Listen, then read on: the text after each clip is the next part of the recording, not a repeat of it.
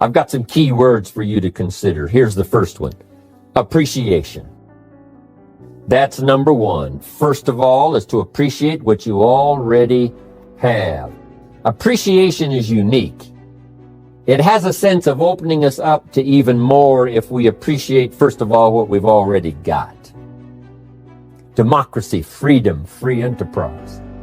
To appreciate all of that, to appreciate our chance, to appreciate our opportunity, to appreciate all that it took to bring us to this point.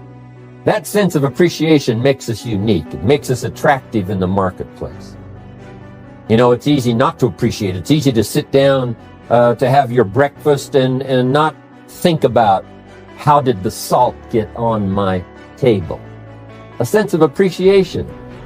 Just the salt that I so casually salt my eggs with in the morning. I'm telling you, if I thought about it for a while, I wonder where this salt came from. How many hands did it pass through by the time it reached my table? You know, who bent their back and mined it out of the salt mine? Who packaged it and who shipped it? And how many phases did it go through before it finally conveniently reached my table and I pick it up so casually and salt my eggs? That sense of awe and appreciation, there's nothing like it. It makes you attractive to have the appreciation of what's around you, the appreciation of the contribution of other people, to appreciate all that it takes for each of us to be successful.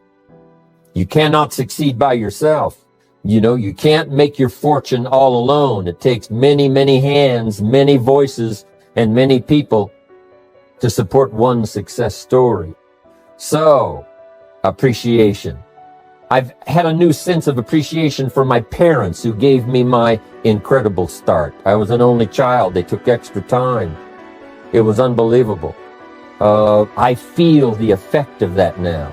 As I've gone through all kinds of challenges as well as opportunities in my life, I still feel that anchor that holds me from the things they taught me, from the ideas they shared with me.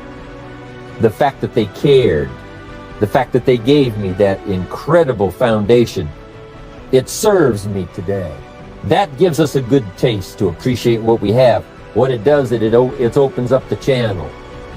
It makes us ready to receive even more. New ideas now can come flowing in if the person has appreciated what's already there, that's given them the support, made them as successful as they are at the moment. So appreciation. Second is comprehension. The ability to understand what we've got in our hand. That is so vitally important.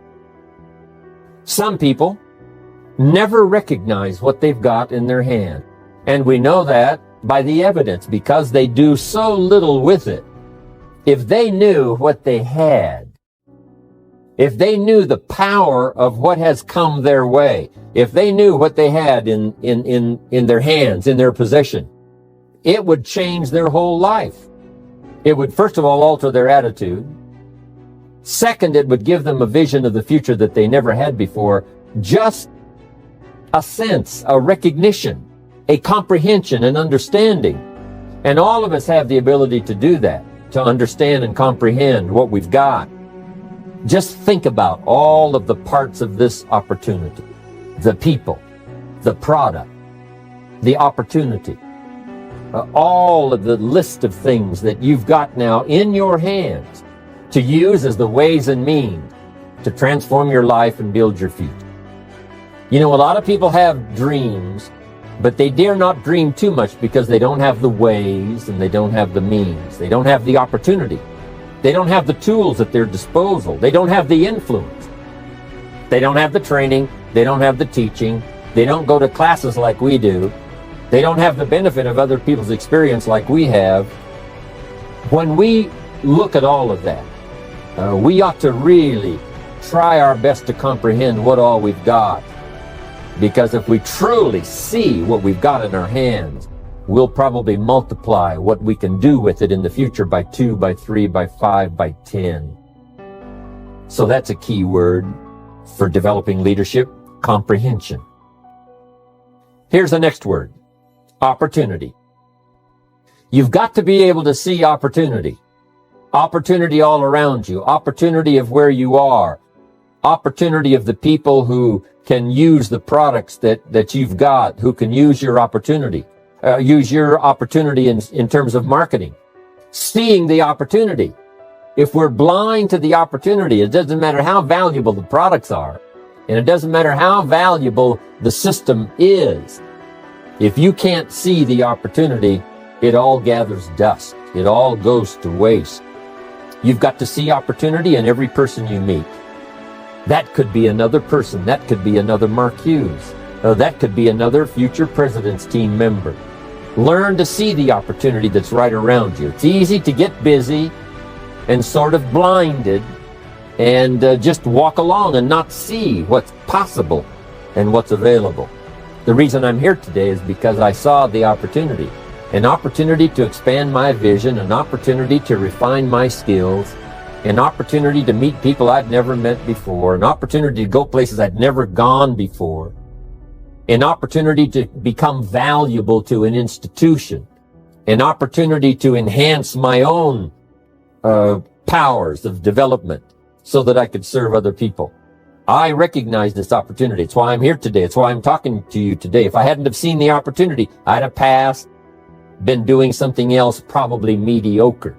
But here I am in a very splendid position, an unusual position, having an opportunity to use my experience and influence and skills to touch the lives in the future of millions of people. I saw the opportunity. I took advantage of it. And I want you to be able to do that too, be able to see the opportunity. Now here's what's next. And that is integrity. Integrity means those inner qualities that you do not compromise. The inner qualities that keeps you steady when sometimes everything around you is falling apart. The integrity that helps you to maintain character, all of those qualities that give you a chance to be better than you are at the moment on into the future. Integrity within yourself, integrity within the way that you do business, integrity within the way that you operate and conduct the business of the day. That's vitally important in the development of leadership. Next is morality. There's a right way and a wrong way. Civilization is simply a matter of suppressing that dark side of our nature and appealing to the bright, positive side of our nature. And that becomes sort of a moral code, not to yield to the temptation of doing ill to someone else, but rather appealing to the high side of our nature. President Lincoln, who was one of the presidents of America, said, hopefully we will listen to the better angel of our nature that appeals to the high side, that says, sure enough, there is something to be said for morality, the right and the wrong. But let us constantly work toward developing ourselves on the moral side of doing what's right. And one of the best teachers of the morality is your own conscience. That little small voice inside that tells you you've crossed the line, that tells you this wouldn't be the right words to use. This would not be for the betterment.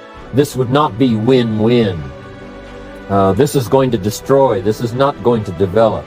To listen to that inner voice so that we can stay on moral course. It's the challenge Mark has. It's the challenge the company has. It's the challenge all of us has, to stay on the moral course of doing it right. The morality of the marketing system. Doing it right. Very important. There's no need to compromise that position and be tempted to do it wrong. Here's another one. People.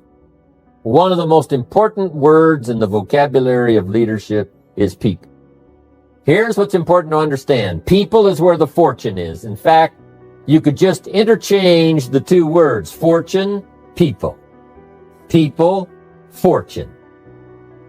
The fortune is not in digging gold out of the earth, because gold all by itself has no value.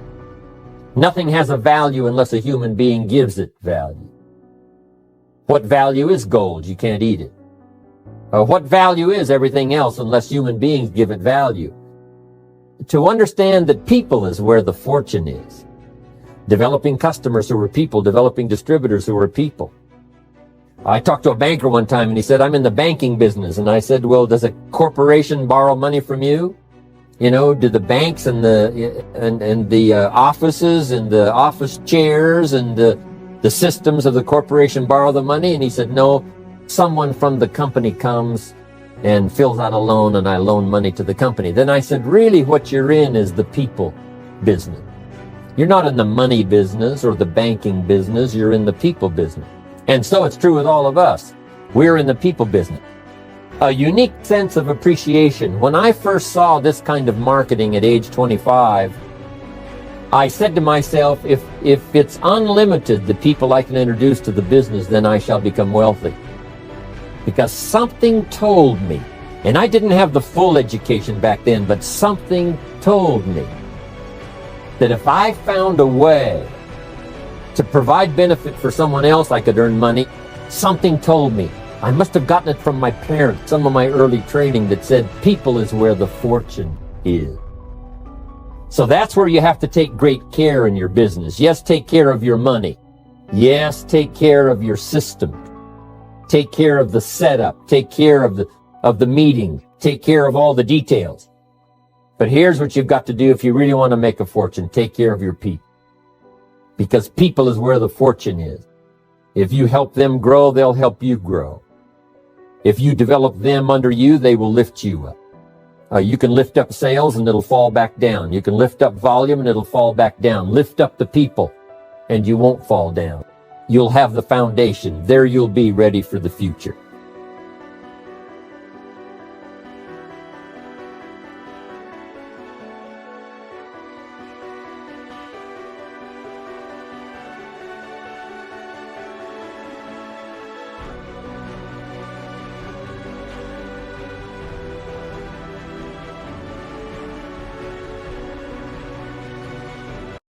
In a world filled with distractions, challenges, and uncertainties, there's one thing that sets apart the achievers from the dreamers: discipline. Welcome to today's motivational journey where we explore the profound truth that discipline is everything. Discipline is not just about strict routines or rigid schedules. It's a powerful force that propels you towards your dreams.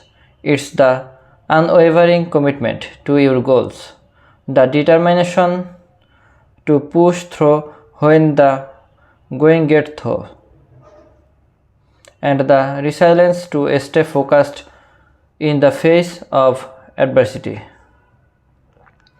I used to struggle with procrastination and lacked this direction.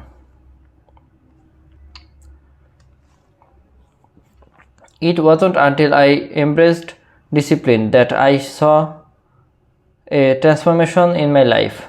It's about making choices that align with your long-term goal, even when it's tempting to take the easier path. Discipline is the bridge between goals and accomplishment. It's about showing up day in and day out, putting in the work even when you don't feel like it, because success does not come to those who wait, it comes to those who work tirelessly towards their dreams. Discipline is the catalyst for change. It's the key that unlocks the door to your potential. As Jim Rohn said, discipline is the bridge between goals and accomplishment. So ask yourself, are you willing to build the bridge? Life will throw challenges your way, setbacks, failures, and moments of doubts. But with discipline, you become the captain of your fate, strailing through the storms with determination and resilience. In the grand tapestry of success, discipline is the thread that weaves in all together. It's not just a choice, it's a lifestyle. So embrace discipline, stay focused, and watch as your dreams transform from mere aspirations into extraordinary accomplishments.